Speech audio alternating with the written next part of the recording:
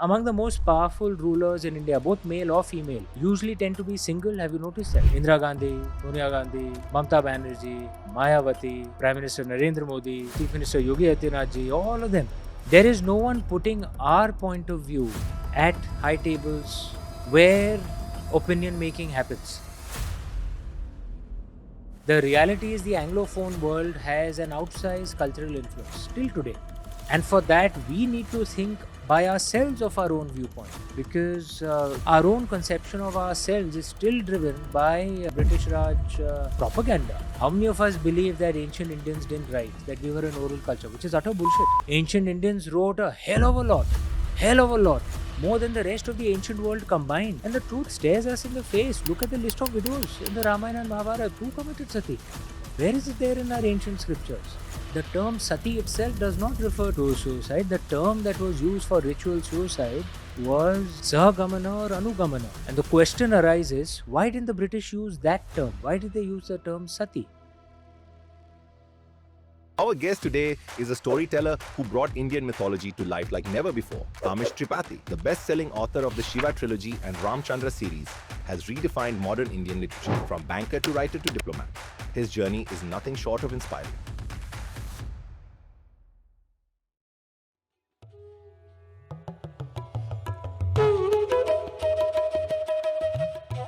Namaste Amish, thank you so much for making time. The last time we spoke was about 3 years ago. We had you and Bhavna ji on the podcast talking about your book Dharma.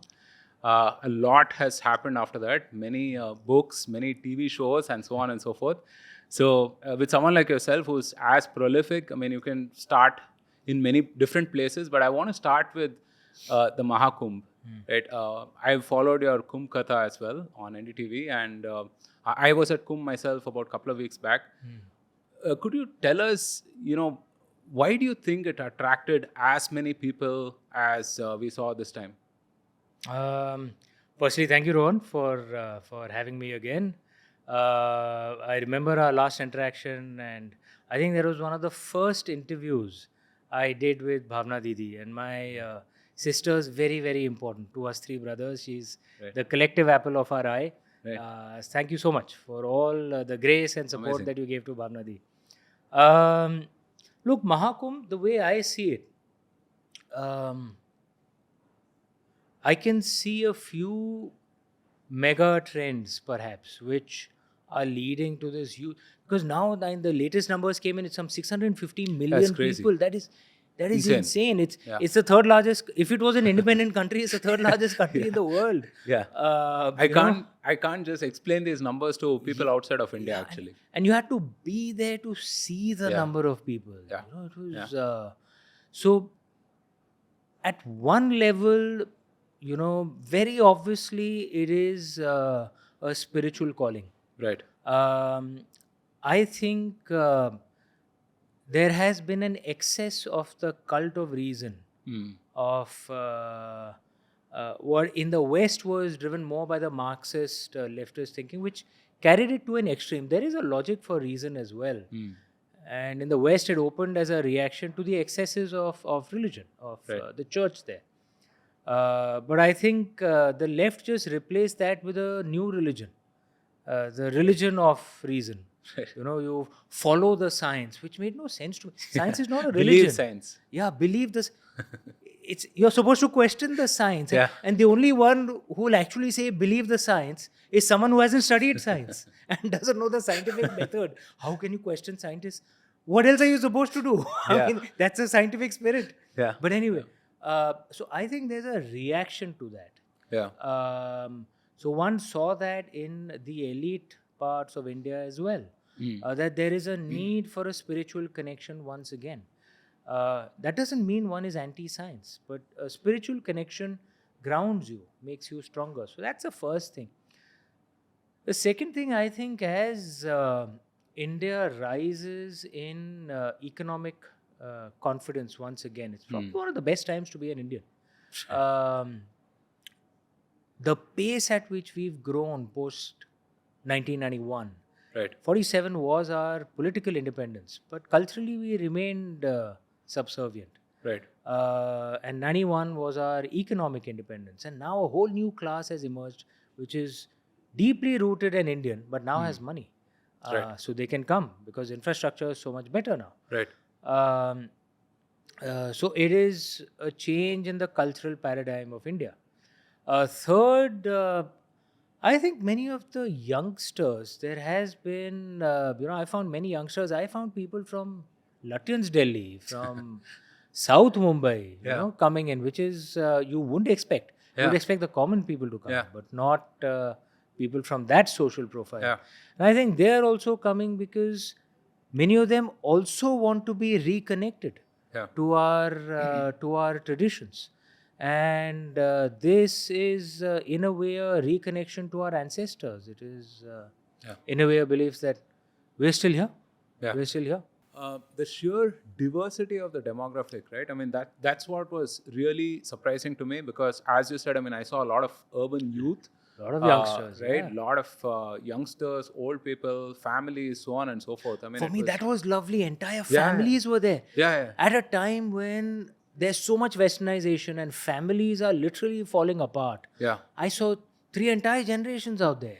Yeah. And with youngsters not lost in their phones, but actually talking. To their parents, to their siblings, to their grandparents, bonding, learning, getting rooted. It was so wonderful to see. Yeah, it was amazing. Yeah. It was really such an experience. And if you ask me, even a month or a couple of months back, if I really planned on going to the Kumbh, I would say no, right? But there was some kind of a calling, as you described, right? So some of this you explain in Kumbh Katha as well, which I encourage everyone to watch.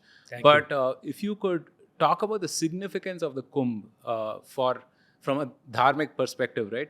If you could just give a little bit of perspective on Look, there is the obvious spiritual things which I already spoke of. There is the tradition of the Sagar Manthan and the Kumbh and the battle between the Devas and the Asuras, and 4 drops fell in India, and that's where the Kumbh Melas happen. It is also linked to the movements of the planet Jupiter, which in the Indian tradition is Guru or Brahaspati, the Guru of the Devas. Shukracharya was the Guru of the Asuras. So there is that spiritual and astrological connection. But I think in ancient times what also happened, because remember this was self-organized. Always. Now we have the Indian government organizing it. But earlier, it was all self-organized. People calculated by themselves from across India, landed up by themselves, right? And this was a place where the sants and the sadhus gathered regularly to discuss things about dharma, about Hinduism. That's what actually, I think, gave our religion the flexibility to adapt to changing times and yet keep the best of the old. See, any other culture which didn't have a tradition like this would be dependent on one book because they would be scared that people would forget. So make one book and make everyone read that one book. It certainly is, makes it, constant across the world, common across the world. Uniform across the world. But it does not then have flexibility.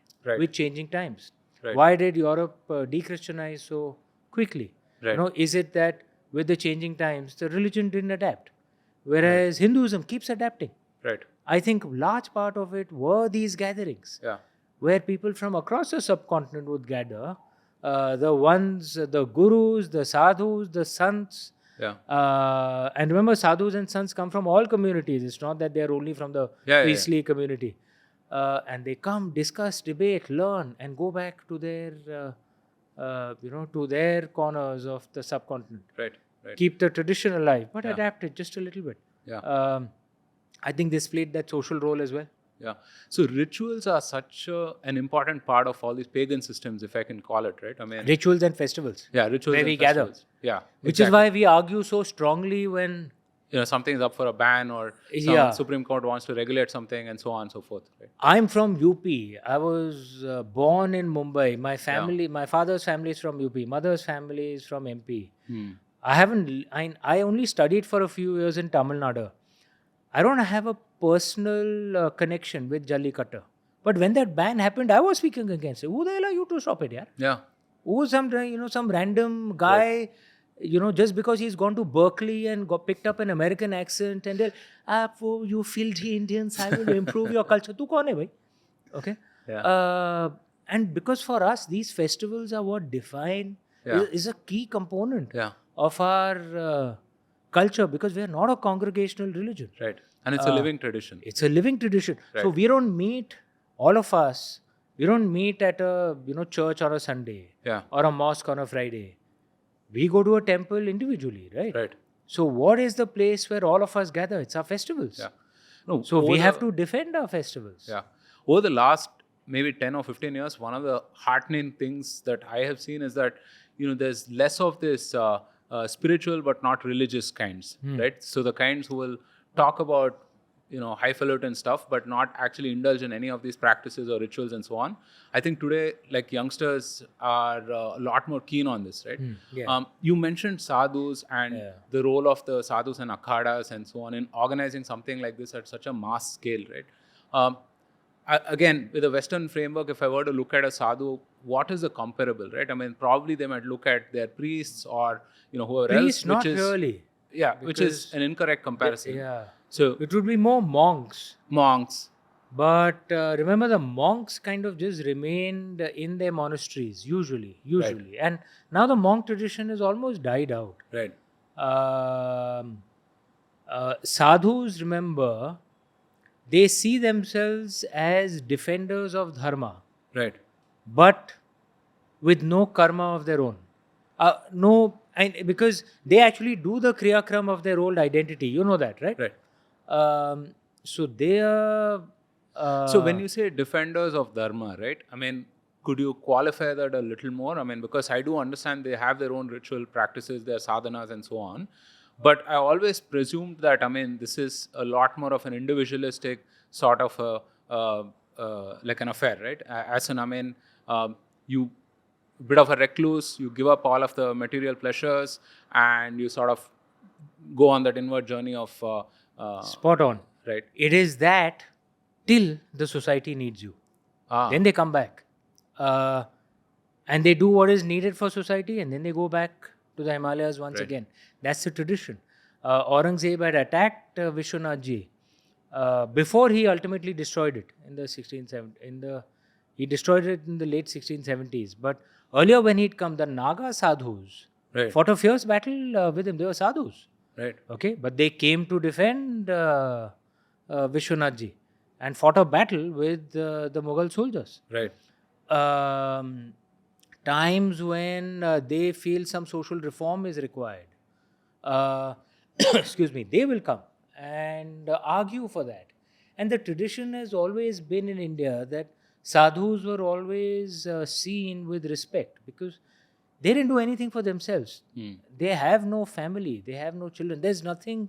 What would they want, right? The only reason they're coming or engaging with society is if they think there is a problem and they need to help. And once they think that problem is solved, they go back. So our traditional society, I'm not talking about the westernized urban areas, but traditional society has a deep faith and trust also for the sadhus. We had the tradition of Raj Rishis out here, which is not really there in other parts of the world. Raj Rishi, essentially a sage king. Right. A sage who's a king, who has no family, who has no children, is not doing anything for anyone else. So he has no selfish interest, he or she. They do it just for society. We have that tradition. Whereas in the West, when they are voting, they want to... I heard this line in the UK, I want to vote for a guy I can have a beer with.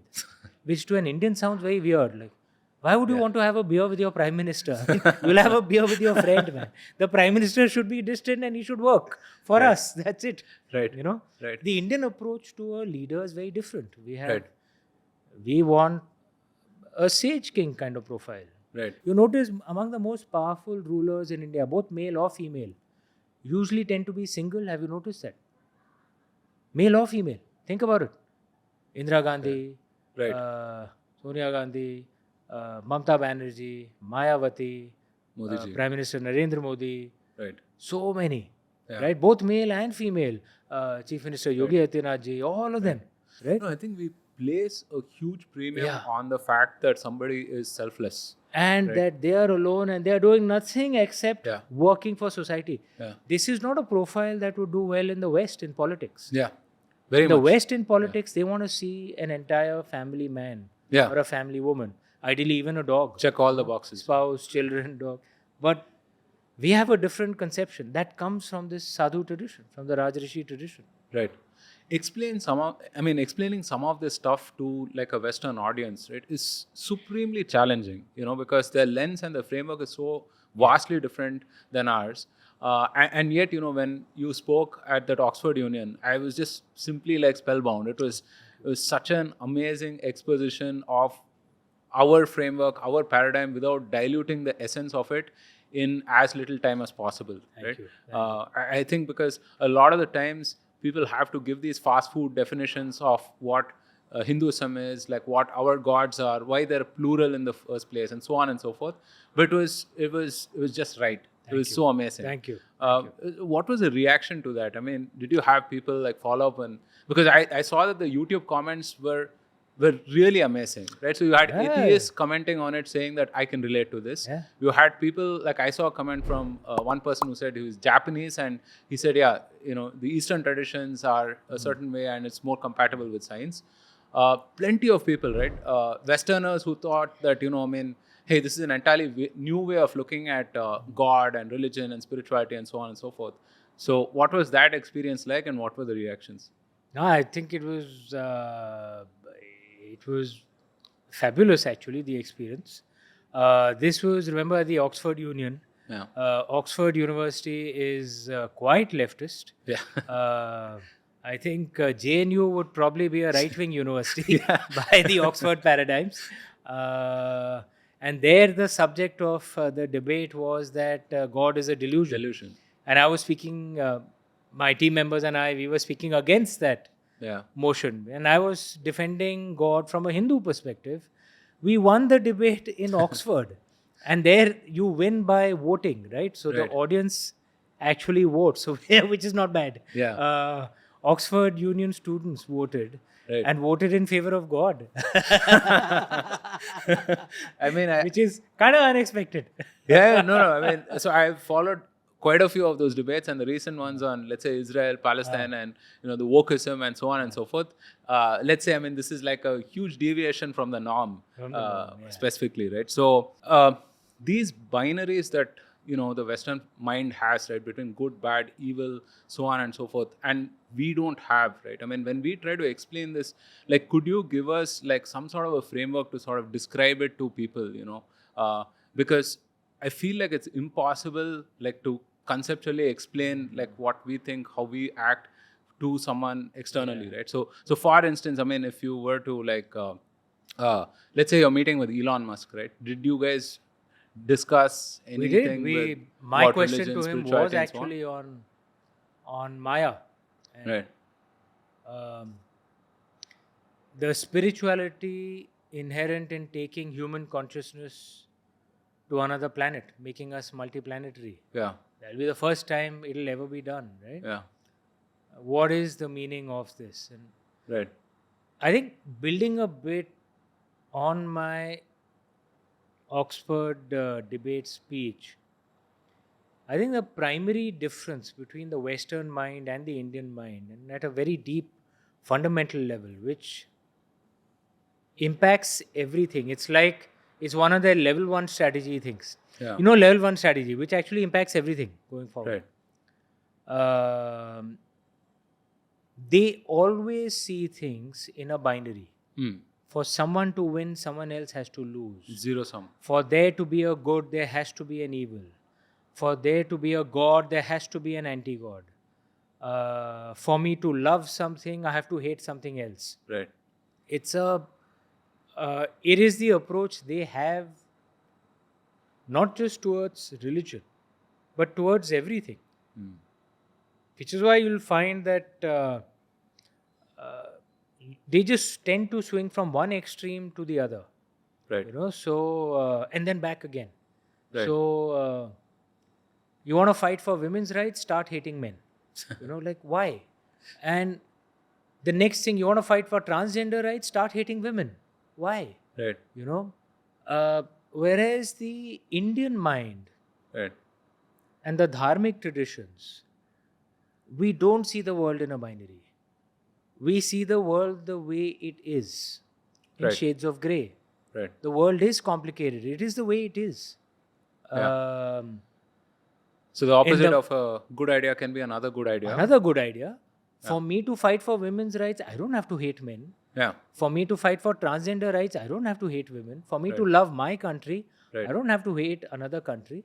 For me to love my God, I don't have to say other gods are false. Right.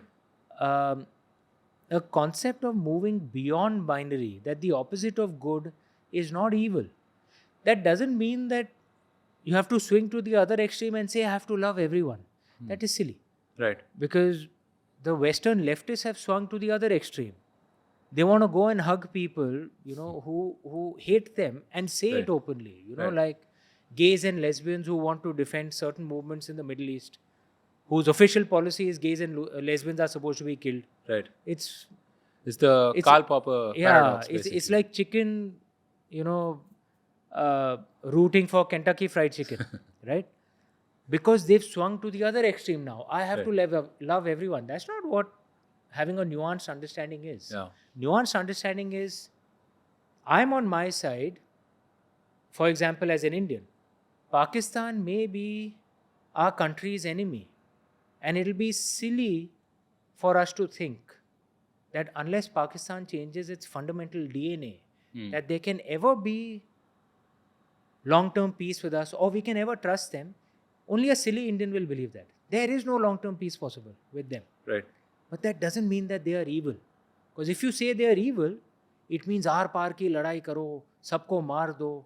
That's stupid. You're just wasting your entire energy. So there's a difference between enmity and getting into those binaries, good and evil. The Indian mind gets this, that life is nuanced. Ravan may have been the opponent of Lord Ram, but he didn't think all of Ravan's soldiers, family were evil. If he did, then if he had thought that, then he wouldn't have treated, he wouldn't have ensured that Ravan's dead body was treated with respect, right? Yeah. At the end. Because he didn't see things in binaries. Yeah. That is the Indian mind. Right. And that's the way the real world is actually. Right. The real world is not in binaries. Yeah. But do you think that we don't have that Shatrubodh? I mean, we are lacking in some amount of awareness of India? Hell yes. Right? Hell yes. Because, I mean, because of this sort of open architecture where, you know, you don't necessarily have dogmatic beliefs one way or another, right? Do you think that we lack the ability to sort of recognize what is like off the pale and so on? We did have it, we've forgotten it. India has had two traditions. There has been the Chanakya tradition, Acharya Chanakya tradition, right, which had loads of clarity on Shatrubodh. And there has been the Ashokan tradition, what later came to be known as the Ashokan tradition, or even the Jain Buddhist, which is more pacifist. Right. There is a value in both. Right. I'm not saying that. Because I'm not saying there is that any side is wrong. If you're too focused on your enemy's life, gets very tiring. But if you're too pacifist, and trying to see good in everyone, you probably will not survive. Yeah. The existence is... your existence is threatened. Yeah. My father-in-law is a Jain, and I was having a conversation. And he's a Jain, so he, believes in absolute non-violence, strict vegetarian. I respect him a great deal. Good man. Right. But he'd said that, look, some of us have the privilege of being non-violent because there is someone standing in front of us who loves us, who's willing to be violent to protect us. Right? Yeah. Because he said, if such a person wasn't there and someone attacked my family, what would I do? Right? Right. Would I give up my religious vows because I have to protect my family? Right? Right. So, but if everyone is violent, right, your society becomes like Pakistan. Is that a society worth living in? Yeah. It's not a civilized society. Yeah. Yeah. You need both. You Right. need both. Do you see? We've swung too much on the other extreme. We Yeah. don't get a clear conception of Shatru Bodh. Okay. Yeah.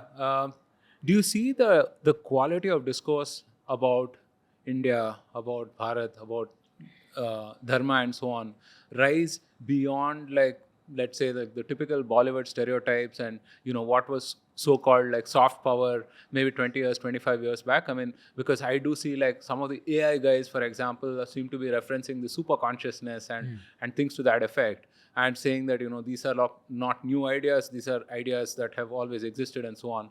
So do you feel like the quality of discourse is elevated right now?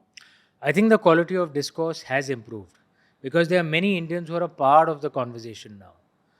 But look, I think the biggest thing that we Indians have to do is within ourselves, we have to add to the conversation. Right. There is no one putting our point of view at high tables where opinion making happens. Right. The reality is the Anglophone world has an outsized cultural influence till Yes. today. Yeah. It's a reality. Yeah. And Anglophone, as in Canada, Australia, New Zealand, not so much. It's more US and UK. And within US and UK, it's a few cities. That's the way it works in culture. It's Right. Pareto principle times 1 million, actually. So,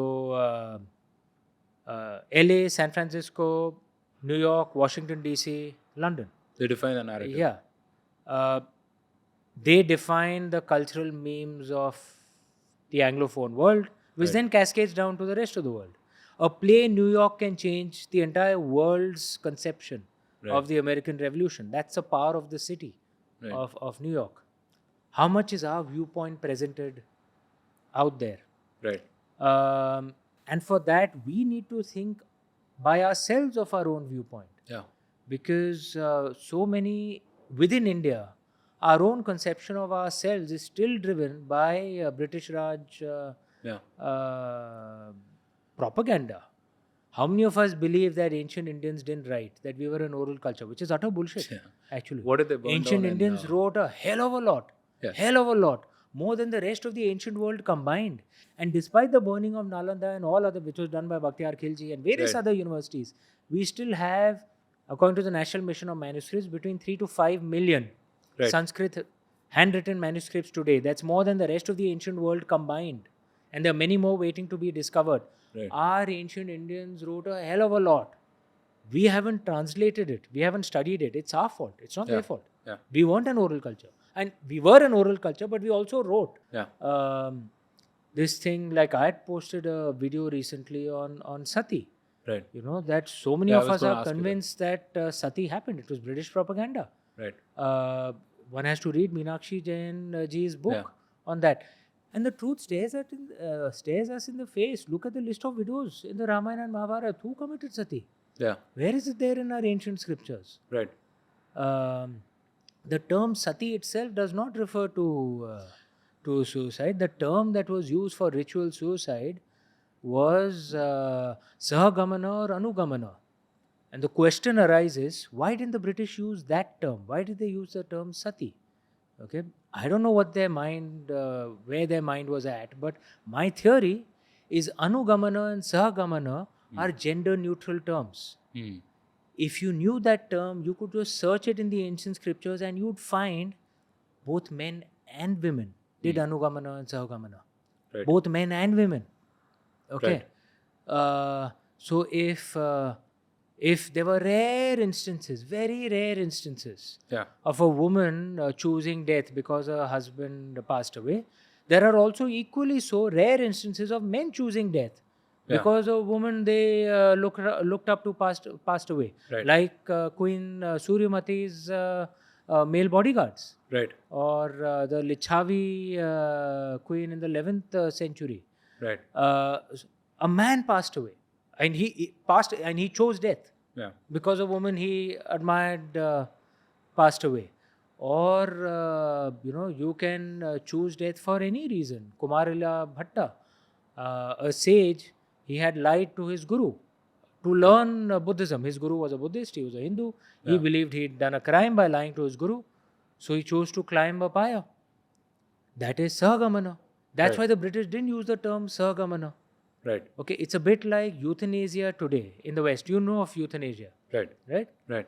Can you say that euthanasia is essentially about a decadent Western society killing all their grandmothers? That's not true, right? It's not really true, right? But can you find cases of 50 grandmothers who passed away of euthanasia? Right. Yes. And but there could be 50 grandfathers as well. So what would you call someone who says that actually Western society wants to kill all their grandmothers? It's not really true. Yeah. That's not what happened. Yeah. It's the same thing with Sati. But we don't know our own stories. Yeah. Right? So if we don't know, and I'm not saying Indian society was perfect. There are many things where we made a lot of mistakes. The caste system, for example, it was a terrible crime and it did happen. Yeah. So first we have to be clear of our own truths and then present it. So that we are a part of the conversation as well. Particularly when AI is coming up. If we don't generate data which feeds into AI, the only things that the AI will pick up is colonial lies about us. Yeah. No, that's what I love about your podcast, which is that I think for the last 25, 30 years, a lot of people have done amazing work highlighting all of these corruptions in the narratives and so on, right? Sati, for example, neither the data nor the anecdotes add up, right? I mean, if it was such a prevalent practice, I should know someone maybe like three degrees of suppression away at least. If it was such a prevalent practice, we were under invasions for 1,000 years. There should have been millions of widows. Precisely. Because millions of Hindu men were massacred by the Delhi Sultans, by the Mughals, by the British. We should have died as a community, no? Then. Then our entire community should be dead. Yeah. Correct? Yeah. It's not dead. It's the same thing which had struck me when I was reading about the Central Americans. Okay. Again, colonial lies. I don't know if they did. And unfortunately, there are no Incas survived till today. Right? So we don't know. Right? But the Europeans said apparently they used to kill their babies and eat their hearts. And I remember I was young and it had struck me. But if they were killing all their babies, their population should have died out. Yeah. How come they survived? Correct? To fight, keep on fighting the Europeans for so long. Yeah. These are logical things, no? Yeah. That should strike us. Absolutely. Absolutely. So you speak about plenty of these so-called controversial things on your podcast, right? And you speak about it in a way that is reasonable, that people can go and do their own research about and so on. You talk about caste, and you've called it like a terrible distortion, like a corruption of, what it was. It's adharma. Adharma. Yeah. And that varna was not birth-based, it was, merit-based, or it was karma-based, right? But there's often this conflation of jati and varna, right? And people say that, look, I mean, if we don't let communities promulgate their principles as practices and so on and so forth, that those will die out. And by kind of taking this like huge swathing brush and saying that all of this is bad, we might lose out on some of these individual practices which have survived like thousands of years, right? So how would you of deal with that? Good point. Look, it's like this. Because jati is not varna. Jati is essentially community. Right. And your point being, there are communities that could rise and fall in status. So there's a community in North India of scheduled caste called Mauryas. Yeah. Who are probably, so their community tradition goes, they were descended from the Mauryas. I mean, the greatest empire builders India has ever seen, perhaps the greatest empire builders the world has ever seen, right? But today they are a scheduled caste community. I don't think the problem is in community traditions being alive. Right. I think the problem is in the stratification in Varna. And the problem is if you do not allow the freedom for merit to rise. Right. Because what that does to your society is it ossifies it. What do I mean by that? If there was a time when a shepherd could, and so the tradition goes, if there's a historian who thinks differently, they should correct me, who could become Chandragupta, shepherd's son who could become Chandragupta Maurya. Right. It shows that capability could help you rise. Yeah, it's agnostic, basically. the Marathas, many among the Marathas are actually from scheduled caste Right. backgrounds. But they were the ones who defeated the Mughals and rose to become, they ruled almost 60% of the Indian subcontinent before the British destroyed their power, which meant that our society allowed merit to rise. But it was not as often in the last 1,000 years as it was prior to that. Right. Lord Ram's chief Purohit in Ayodhya was a rishi called Satyakam Jabali. He composed the Jabali Upanishad. He was the son of a single Shudra mother. And he was Lord Ram's Purohit. Right? It is not good for society if the structures get ossified. And does that naturally happen in every society over centuries? Yes, because what ends up happening is parents want their children to do well, even if their children aren't up to it. I mean, we are seeing it in modern politics also, right? And which is natural. Right. But if societal structures allow that to remain, the society itself becomes weak. Right. And if your own traditions, your own ancient traditions were against it, then it is adharma, right?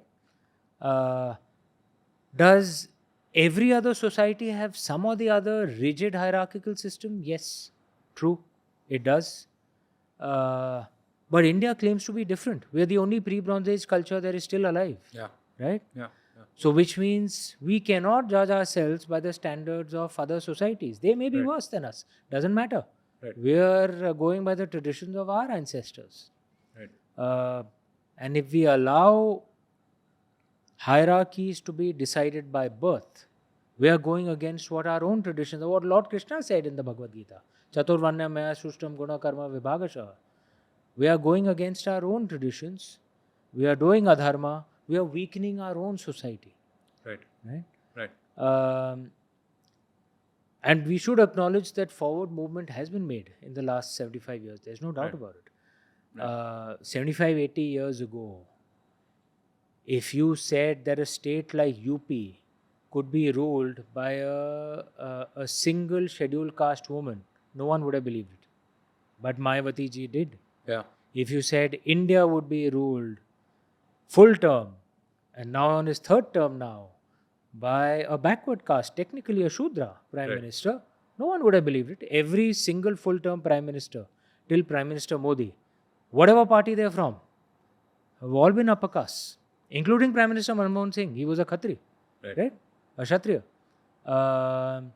This couldn't have been imagined 80 years ago. Forward movement has been made. We have a scheduled tribe, woman president. We have a scheduled caste. We had a former scheduled caste president. Yeah.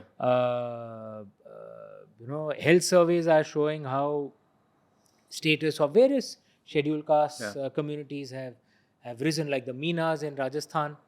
Their status and wealth indicators have improved dramatically. So improvements have been made in the last 75, 80 years, which is good. We need to keep going on that, because working against the rigid caste system is dharma, is patriotic as well. Right. Yeah, you speak about roti and rishta, right? And this intermingling is a natural consequence of a degree of prosperity that we seem to have right now, and will only kind of increase going forward. True, for sure. And look, if there's one thing that the last 1,000 years should have taught us, is different small communities by ourselves, we cannot defend ourselves against foreign invaders. That's a reality, right? In Sri Lanka, the Tamil community faced horrific violence and bias. You think any foreigner can do anything to the Indian Tamil community? Why? Because the rest of India is standing behind them. The Rohingyas, who are of Bengali descent, suffered tremendously. You think any foreigner can do anything to an Indian Bengali? Why? Because the rest of India is standing behind them. It's funny you mentioned Tamils. I think yesterday or something in an interview with Dr. Jaishankar, the moderator or someone said, "How do you feel about minorities and Tamils in your country?" And as a Kannadiga, I felt slighted because, I mean, hey, we are fewer in number than the Tamils. The thing that has to be realized, and if we haven't learnt it after 1,000 years, when will we learn? Yeah. We are stronger together. Right. My father's family is technically from UP. Right. I was born in Mumbai. I'm technically a Maharashtrian and a UPite. I realize one thing. I am stronger because I'm an Indian, not because I'm a Maharashtrian or a UPite. That doesn't take away my state identity, Yeah. right? And you can see it, those communities which are split up over different countries, like the Tamils, like the Right. Bengalis, like the Punjabis, you can see how their community members Right. of another country, how they are treated. You can see it in practice. Yeah. And I think we got this kind of intuitively for a long time, right? How to be local as well as also have like an overarching sort of an identity. Yeah, Yeah. And so and whatever we made those interventions are being mistakes made to repeatedly. this. Yeah. Repeatedly, the British hired our own people, trained them to be their army, and then kill our own people. Right. We conquered India for the British, our own people, yaar. In Jallianwala Bagh, Right. Yeah. General Dyer gave the order. Who were the people doing the actual shooting? Yeah. Our fellow Indians. Yeah. किसी ने नहीं बोला भाई अपने लोगों को मैं गोली नहीं चलाऊंगा. नहीं, गोरे ने आदेश दे दिया गोली चलाओ. Right. And if we continue to behave like this, we'll continue to suffer like we suffered for the last 1,000 years. Yeah. We are stronger together. That doesn't mean you give up your local identity. I strongly believe. I mean, my roots may be from UP, but if you're living in Maharashtra, learn a bit of Marathi, boss. Yeah. क्या जाता है? Learn a bit of the local culture. It's in your own self-interest, and you learn something more beautiful. It's good. Yeah. When I was in Tamil Nadu, I studied in Tamil Nadu when I was young, very young. I learned a bit of Tamil. I read Ponniyin Selvan, when, some 30 years before the movie came out, and I learned something so beautiful. Yeah. Right? So this is advice to all people. You're going to another state, be respectful and learn as much as you can about the local language. Yeah. So, I mean, I will not speak against those who say that if you come to my state, learn my language. It's a fair demand. It's a fair demand. Yeah. Right? But it shouldn't swing to the other extreme that we are not Indians. No, that's not a good idea. Yeah. Trust me. Yeah. It's not a good idea. Yeah, We've done it for language- 1,000 years. History has taught us, if it has taught us anything, it's not a good idea. Yeah. So do you fear that with this sort of a strident Hinduism, right, with this sort of a resurgence in like pride in our identities and so on, do you fear that there could be like an Abrahamizing of, dharmic faith itself, in the sense that in response to some of these other religions, I mean, we might also become centralized, ossified, my way or the highway sort of a thing? I mean, do you think that's a risk at all or no? The assumption in your argument is that there is nothing good in Abrahamism. I disagree. I think there are some good things in Abrahamism. Of course, yeah. And maybe those good things we should learn. Yeah. It'll be good for us. Among the good things about Abrahamism is good Shatrubodh. Yeah. We must learn that. Yeah. Among the good things about Abrahamism is having clarity on who are your people. That doesn't mean you have to learn that you have to hate everyone else. Yeah. But having clarity on who are your people. Like I'm very clear, a fellow Indian from Arunachal Pradesh is one of my people. But a Punjabi from Pakistan is not one of my people. Yeah. Even if he loves the same Urdu poetry that I do, Yeah. he's not one of my people. Which should dictate the choices that I make. Even if that Arunachali or Manipuri cannot speak Hindi and I can't speak his language, he's one of my people. Yeah. If you call this a feature of Abrahamism, I think it's good if we learn it. Yeah. It'll be good for us. No, that's the reason why Punjab and Bengal are divided, and Tamil Nadu and the rest of Bengal or rest of Punjab exist in the same sort of paradigm and same sort of country. Punjabi as a language Right. is stronger in India, not in Pakistan. There are many more of Punjabi heritage in Punjab, in Pakistani Punjab, right? You know that. Right. But Punjabi as a language is stronger in India. Why is that? Punjabi, Pakistanis themselves killed their own language and tried to force Urdu upon themselves. Why did that happen? It's worth thinking about. Right. So the last time we spoke, you were most excited about the production house and the TV series and so on and so forth that you were going to produce. Since then, you've been fairly prolific. You've done a bunch of these series and so on. Legends of Ram, the latest one on Shivji also is released, right? So what is that process like, and how is it? It's a whole new field for me. I continue writing. I have a manuscript that I'm just about to finish. It'll come out this year. Right. It's based on Rajendra Chola, actually. Okay. Rajendra Chola's time, 1,000 years ago. The son of the Ponniyin Selvan. Okay. Ponniyin Selvan in Tamil, you know, right? It means Yeah. beloved of the Kaveri, which Right. was Rajaraj Chola. So anyway, but this documentary is essentially started a few years ago, I think 3.5 years ago, when Discovery TV approached me and wanted me to host a documentary. I'd never been in front of a camera, so I had no idea. Right. Okay? And I was a little nervous as well, but I thought, why not? Chalo, try karte hain. And they wanted someone who, in their opinion, could kind of be cool enough for the youth as well, but also be credible enough for the older, more religious people. Right. Because they said we didn't want to go on either extreme. We didn't want to make it too satsangi, then the youth won't like it because they're the main market. Right. But we didn't want to get so youthful So Gen Z. that that the older religious people might get offended. Right. So they wanted someone right in the, on that balancing point, and they thought I'm the best guy for it. Lucky me. And I actually took some advice from various people. My friend Shekhar Kapoor, he's a film director. So I asked him, "Arey, kya karna chahiye?" And I was thinking, ki, how should I talk? What should I do? And he gave me some very good advice. And and I hosted that first documentary. To my surprise, it was a super hit. Yeah. So it was. No, I mean, if you were nervous at all, I mean, none of it showed. I mean, Yeah, for thank us, you, it man. was like, it was super professional. So Thank you. That was So amazing. It was a super hit for Discovery TV. They told me at that time it was their most successful India produced Right. program. So not a foreign program being adapted here, Right. like Man vs. Wild or something. That India produced. It was their most successful. Won tons of awards. So they did other documentaries with me as well, like Journey of India. And this is the second season of Legends of Shiva.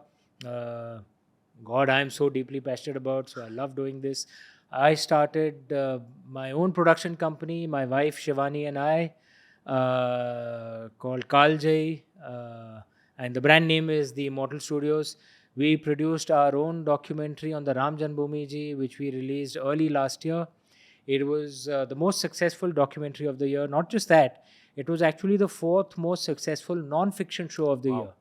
The only ones who beat us were Big Boss and the Kapil Sharma show and Shark Tank, which are like genuinely mass. I mean, they're not. Yeah, that's like mass. Yeah, and Big Boss, you're not. You're not speaking of possibly intellectual things like a Supreme Court case which you're trying to explain. So when we were in our documentary, we were speaking to Chief Justice Bobde, explaining the nuances of the case. Yeah. So it was a very different program. Right. It was the fourth most successful of last year. Amazing. So we were like, Amazing. so Makes me very optimistic about our consumer tastes and interests and so on, for sure. Yeah, so it's a completely separate area that's opened up for me. Right. Creatively and monetarily. I'm really having fun doing this. Amazing. I've started a podcast as well. Yeah, you're doing a as you fantastic know, job. You've become like an the OG content creator now. Arey, thank you, man. At the rate Author Amish on YouTube, yeah. Spotify, Apple, everywhere. Right. Twitter, X now. And I'm learning a bit more of online because I'm 50 years old, so I'm a little old world. I'm working on a video game as well. Yeah, Bharatvarsha. Based on the Ramayana, which will come out by 2026. Right. Loads of stuff happening. Amazing. Last question before we let you go. you have this ability to kind of humanize gods and deities and so on and so forth, right? In the process of putting together this series on Lord Ram and Shivji and so on, is there any facets of their character that you kind of discovered or learned that was particularly interesting?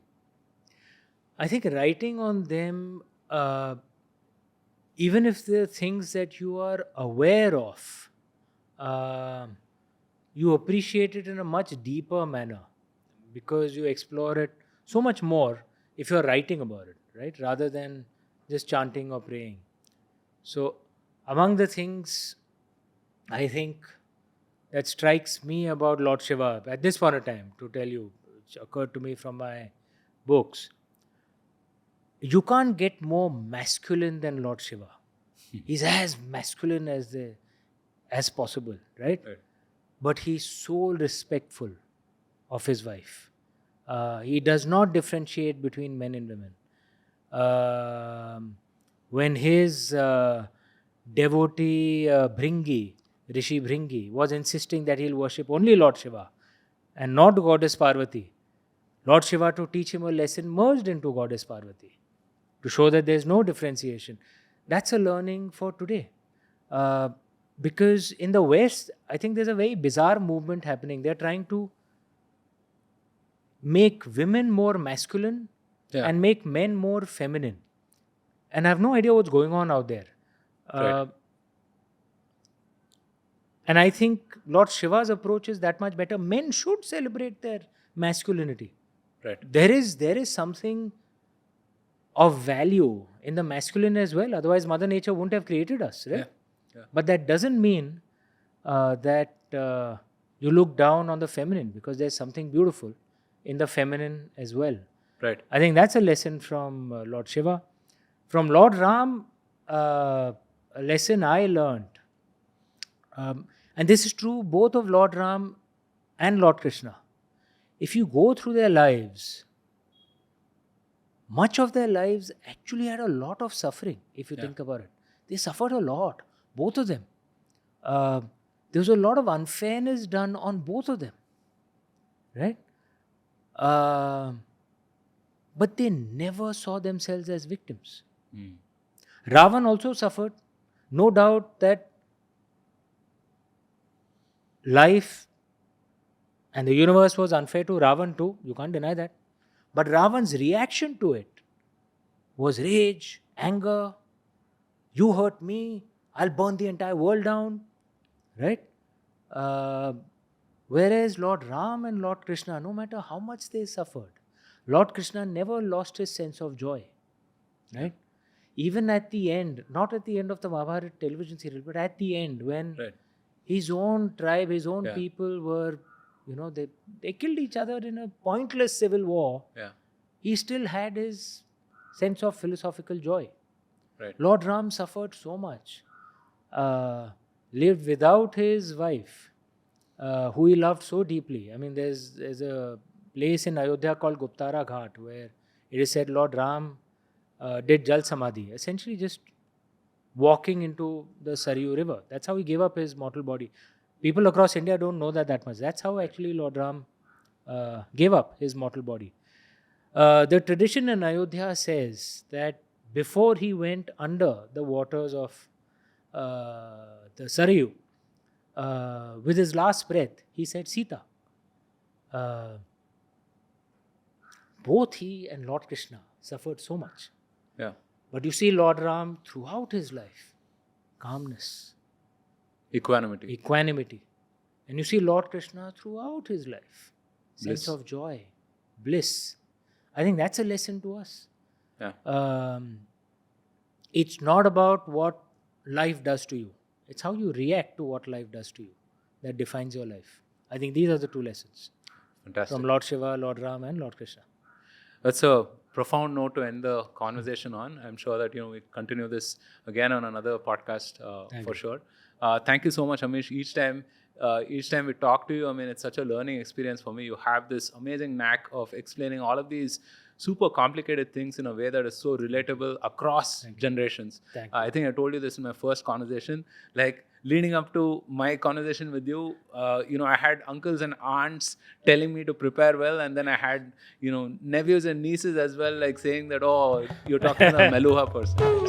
So yeah, fantastic, and all the best for everything you have coming up as well. Thank you. Thank you. Thank you. God bless. Thank you.